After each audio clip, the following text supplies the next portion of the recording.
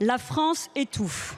Plus de 350 records de chaleur battus un 25 mai et 7 morts déjà sous le dôme de chaleur. Nos ressources vitales s'épuisent, les gens souffrent dans des bouilloires thermiques dont vous bloquez la rénovation et prolongez la location. Et devant cette urgence historique, vous avez choisi votre camp. Loi du plomb, simplification de la vie économique, urgence agricole, même combat aux côtés des bétonneurs et de l'agro-industrie. Alors que l'eau va manquer, ce sera méga-bassines, fermes-usines, autoroutes et data centers pour tout le monde. Vous ne combattez pas du tout le dérèglement climatique. Vous combattez celles et ceux qui essaient de nous en sauver. Il y a 10 jours, 5 militants contre la déviation de Saint-Péray en Ardèche ont atterri en prison, sans procès, pour avoir déployé une banderole et s'être suspendus à un pont.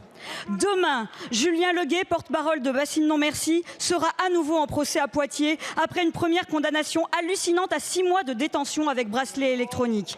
Un acharnement judiciaire jamais vu pour s'être opposé à la méga-bassine de Sainte-Soline, déclarée illégale depuis.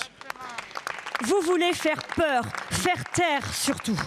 D'ailleurs, après le classement sans suite de la plainte des blessés graves de Sainte-Soline, comment expliquez-vous que des journalistes ont aujourd'hui réussi là où les enquêteurs avaient bizarrement échoué?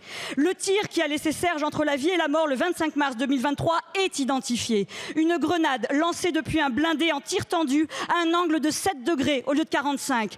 Un tir illégal car il pouvait tuer. Il a failli tuer. Nous n'oublions pas les 5000 grenades, les 200 blessés, ni les ordres interdits de grader à des gendarmes criant leur vrai kiff à blesser ce jour-là. Ce ne sont pas des dérapages, tout ça, monsieur le ministre Nunez. C'est une doctrine, la vôtre. Une doctrine autoritaire parce que vous savez que tous ces gens qui se lèvent contre votre politique ont raison.